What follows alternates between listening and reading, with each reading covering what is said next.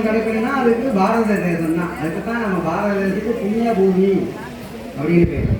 ஏன் இதுக்கு புண்ணிய பூமின்னு பேர் இருக்கு? எவ்வளவோ நதிகள் இருக்கு. கங்கை, யமுனை, சரஸ்வதி, கோதாவரி, கிருஷ்ணா அப்படின்னா நதிகள்லாம் நிறையா இருக்கு. இதுல எந்த ஒரு நதியாவது வெளிநாட்டில் இருக்கா?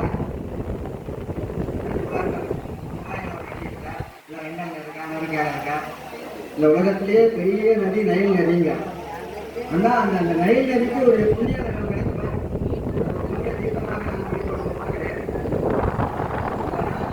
காவேரி, கங்கை, யமுனை, சரஸ்வதி சொல்லக்கூடிய அந்த நதிகளுக்கு தான் அந்த புண்ணிய மகத்துவம் இருக்கு. அதனாலதான் அந்த பாரத தேசத்துல புண்ணிய பூமி அப்படின்னு பாரத தேசம். அதோடு மட்டும் இல்லாமல் 63 நாயன்மார்களும் அவதரித்த தலம் நம்ம பாரதத்துல தான். ஏதாவது ஒரு நாயன்மார் வெளிநாட்டில் எங்கேயாவது அவதரித்த பண்ணிருக்காங்க அப்படின்னா கிடையாது. 63 நாயன்மார்கள், 12 ஆழ்வாராதிகள் இவர்களெல்லாம் அவதரித்த தலம் இந்த பாரத தேசம்.